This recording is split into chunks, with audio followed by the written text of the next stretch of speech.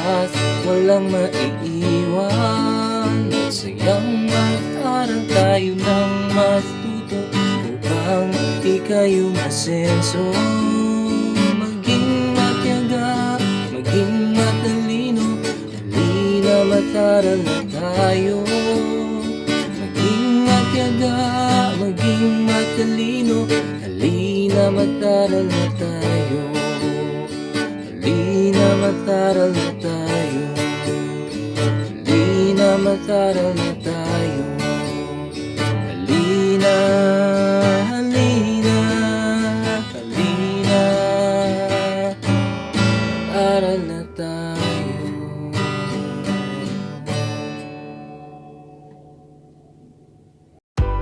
Isang math-sayang araw sa inyong lahat, lalong-lalo na sa ating Mandunong kids at home learning partners. Welcome to Project SOAR, series of online academic reviews of mathematics CLAID learning modules. Ako si Ginoong Roy P. Haudalso, grade 6 mathematics teacher mula sa Ilaya Barangka Integrated School. At akong makakasama ninyo para sa advanced lesson ng Mathematics 6, Quarter 4, Week 4. Handa na ba kayo mga bata? Magaling! Tara, simulan na natin! Ang ating aralin para sa Week 4 ay tungkol sa pie graph. Narito ang ating mga objectives. Number 1, construct and interpret a pie graph based on a given set of data. Number 2, solve routine and non-routine problems using data presented in a pie graph. Let us have a review. Use a circle to draw the fractions given. Number 1, 1/4. Ang tamang sagot ay the circle is divided into 4 equal parts and 1 part is shaded. Number 2, 3/5. Ang tamang sagot ay the circle is divided into 5 equal parts and 3 parts are shaded. Number 3, 2/3. Ang tamang sagot ay the circle is divided into 3 equal parts and 2 parts are shaded. And number 4, 5/6. The correct answer is the circle is divided into 6 equal parts and 5 parts are shaded.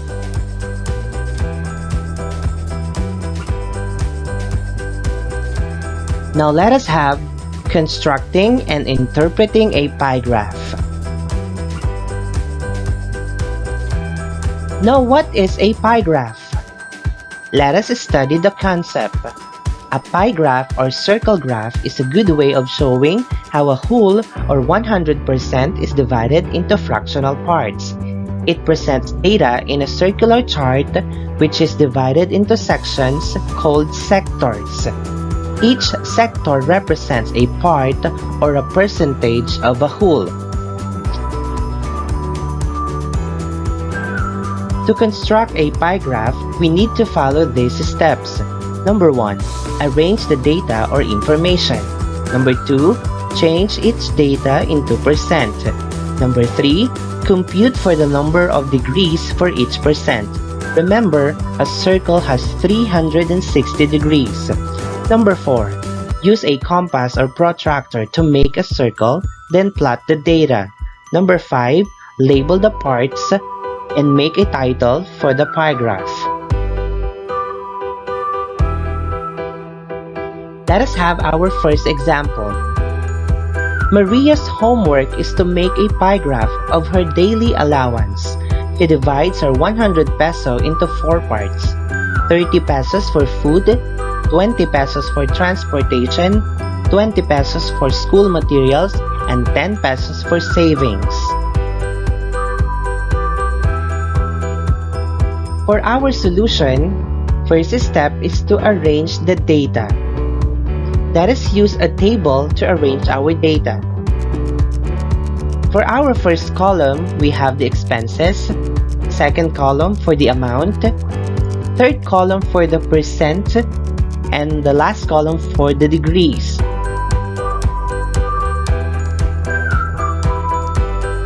So first, let us determine what percent of the data is from each category.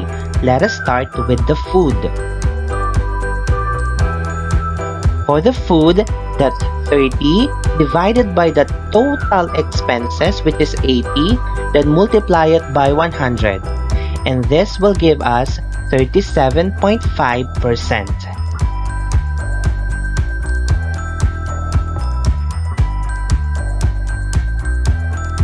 Next, for the transportation, that's 20 divided by 80 times 100, and that is 25%.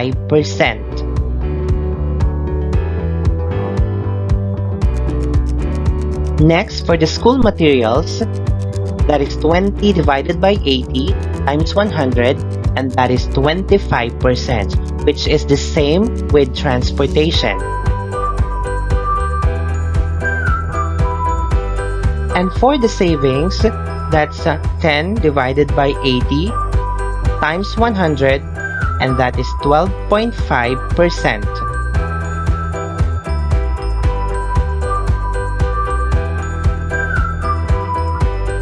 Let us now solve for the angle of sectors. To find the angle of sectors, we need to multiply the percent that we got to 360 degrees. Let us start with food.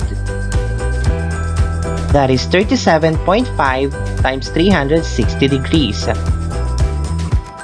And that is equal to 375,000 times 360, and that will give us 135 degrees. So for the food, that is 135 degrees.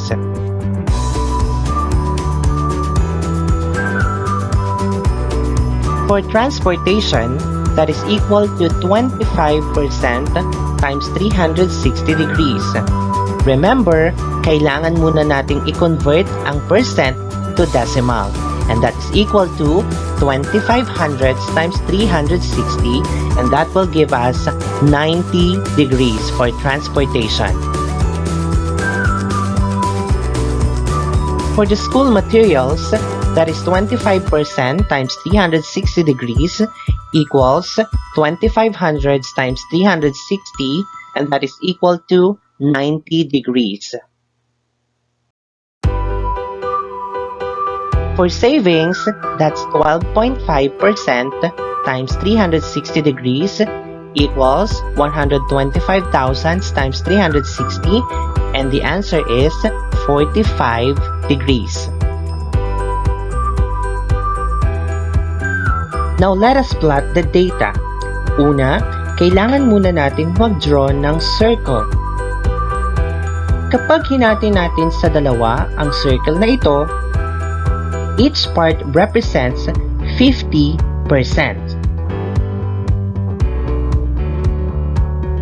Kapag hinati naman natin ang ating circle into 4 equal parts, each part will now represent 25%. Mga bata, laging tandaan na ang buong circle ay nagre-represent ng 100%. Sa ating illustration, meron na tayong 25% for the transpo and school materials. Hatiin naman natin ang part na ito into 2 equal parts. Kanina, ito ay 25%. So 25 divided by 2 is equal to 12.5. So each part now represents 12.5%. So meron na tayong part para sa savings. Ibig sabihin, ang natitirang part na ito ng 12.5 at 25% ay para sa food.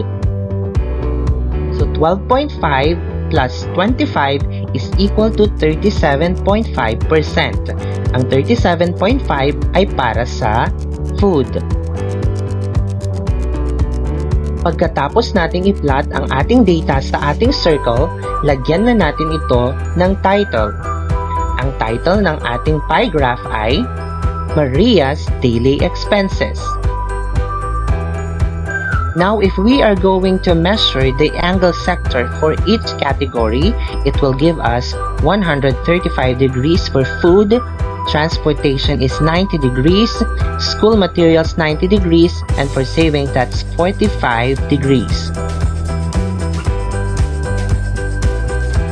Maaari din nating lagyan ng kulay ang bawat part ng ating pie graph katulad nito. Mga bata, tandaan na ang pie graph or circle graph makes the presentation of data more easily understandable. Now it's your turn, kids.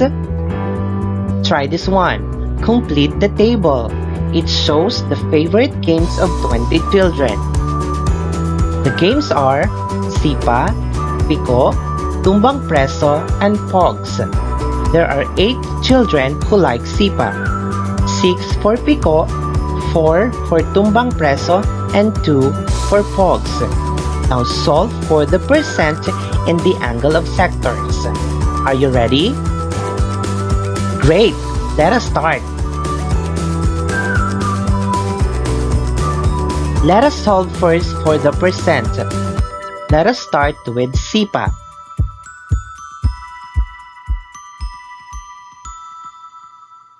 What is your answer? Very good. The correct answer is 40%. Next, Piko.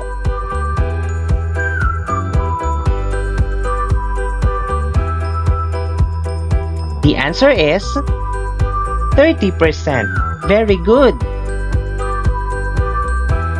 What about for Tumbang Preso?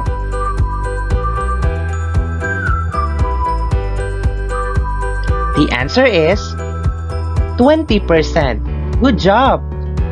And for Pogs?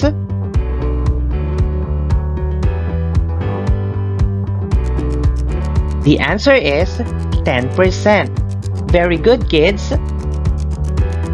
Now let's go to the angle of sectors. Let us start with Sipa.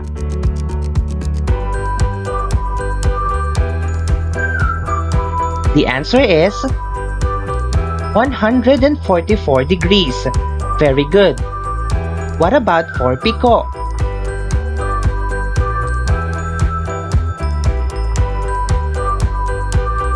The answer is 108 degrees.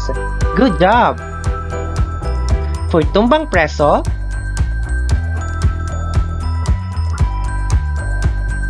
the answer is 72 degrees. Very good. And for the last one, the answer is 36 degrees. Good job, kids.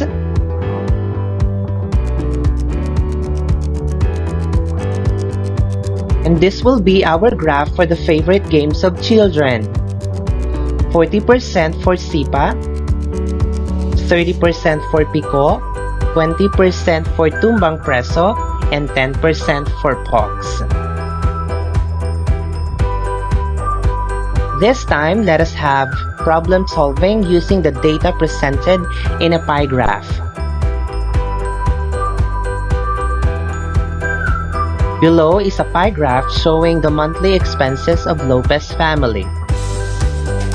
For food, it's 35%, leisure is 15%, school 15%, savings 25%, and for other expenses that's 10%.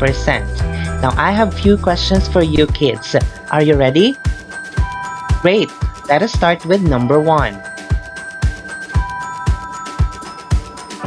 For number 1, what is the family's greatest expense? The answer is food. Very good. 35% is allotted for food. Number 2, what is the family's least expense? The correct answer is others. Very good. It may include transportation allowance, water bill, or the electric bill. For number 3, how many percent of the budget is used for school expenses and leisure? The correct answer is 30%. Very good. For leisure, we have 15%, and school expenses is also 15%. Add these two and it will give us 30%.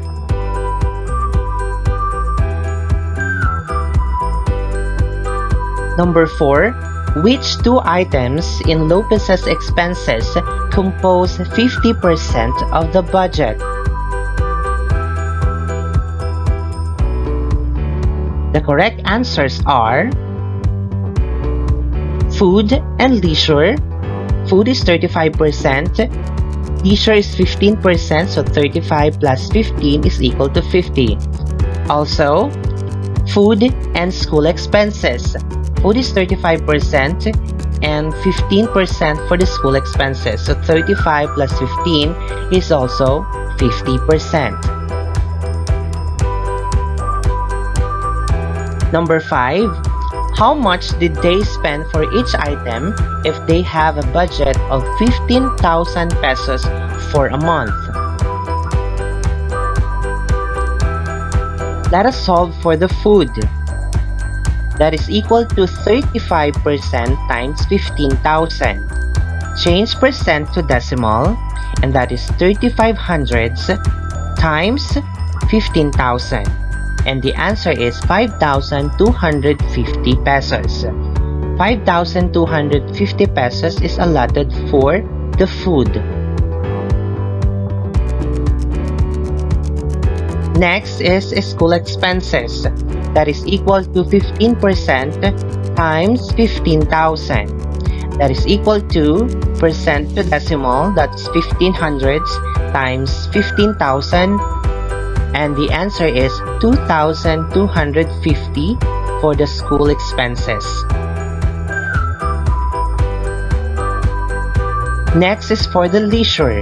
That is equal to 15% times 15,000. That is equal to 1,500 times 15,000, and the answer is 2,250 pesos. For the savings, that's 25% times 15,000.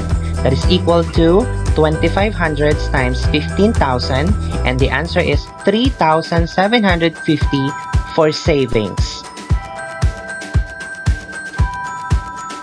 And for the other expenses, that is 10% times 15,000. That is equal to 10 hundreds times 15,000, and the answer is 1,500 pesos for other expenses.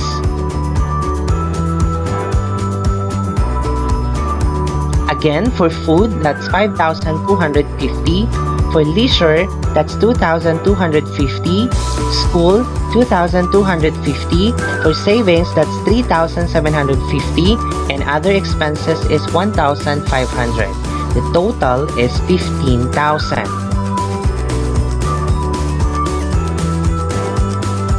Again, remember, the pie graph shows data in fractional parts. It can represent data when information is presented into parts of sectors. Another one, use the pie graph to answer the questions. There were 200 people asked for their favorite ice cream flavor. The pie graph below shows the result of the survey. For vanilla, that's 25%. Mocha is 17%, strawberry 18%, and 40% for chocolate. Question number 1. What is the most favorite ice cream flavor? The answer is chocolate. 40% of the people surveyed answered chocolate. Number 2, what is the least favorite ice cream flavor? The answer is Mocha. Very good. Number 3. How many people like chocolate flavor? The answer is 80. Good job. Number 4. How many people like vanilla flavor? The answer is 50 people. Very good. And number 5. How many people like strawberry and mocha flavor?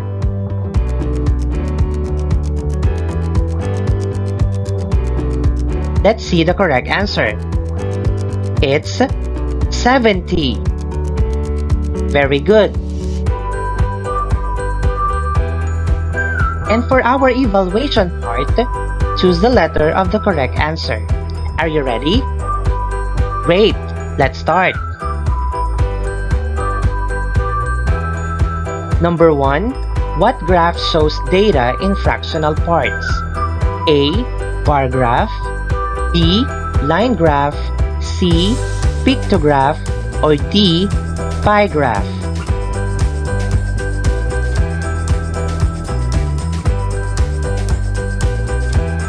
The correct answer is letter D. Pie graph. Very good. Number 2. What is the total percent in a pie graph? A. 25%, B. 50%, C. 65%, or D. 100%.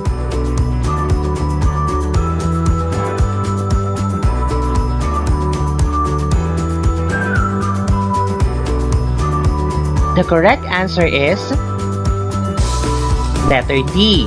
100%. Good job. Number 3.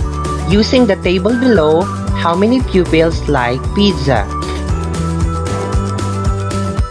A. 4, B. 5, C. 6, or letter D. 7.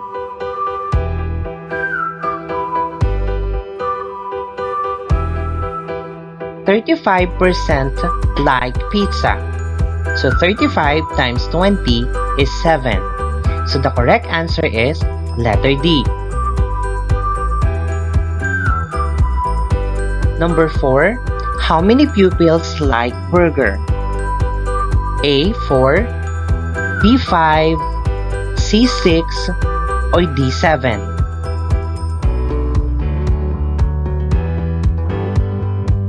Let's see the correct answer.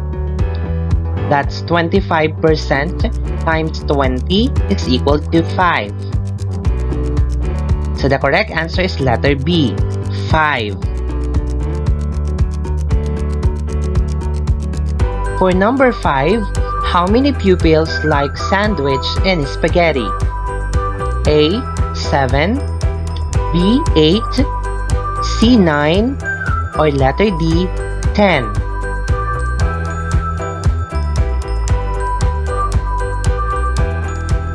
Let's see the correct answer. For spaghetti, that's 20% times 20 is equal to 4. And for sandwich, that's also 20% times 20 is equal to 4. So 4 plus 4 is equal to 8. The correct answer is letter B, 8. Very good. Alright kids, always remember, a pie graph or circle graph is a good way of showing how a whole or 100% is divided into fractional parts. It presents data in a circular chart which is divided into sections called sectors. Each sector represents a part or a percentage of a whole. And that ends our advanced lesson for Mathematics 6, Quarter 4, Week 4. Again, my name is Mr. Roy P. Haudalso, Grade 6 Mathematics teacher from Ilaya Barangay Integrated School, saying, Math-sayang Math-aral, tayo ng Math-tuto. Hanggang sa muli mga bata, paalam!